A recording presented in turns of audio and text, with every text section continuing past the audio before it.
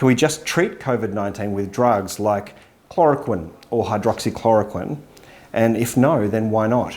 The answer is these drugs are being clinically evaluated as we speak, but as yet, we've got no good clinical evidence that any of these drugs are a treatment for COVID-19.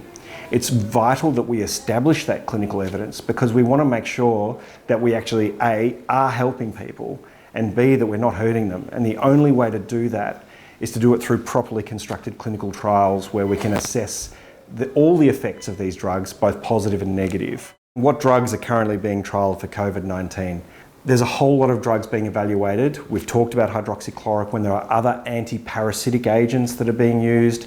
There is antiviral drugs. Some of them were developed and are still used for HIV, for instance, and other experimental drugs. One that was developed for use focused on Ebola. And all of those drugs are thought to act either through antiviral action, so directly against the COVID-19, the virus that causes COVID-19, or they might have some role in modulating the immune system. But it's really important to remember we need to evaluate these drugs in clinical trials.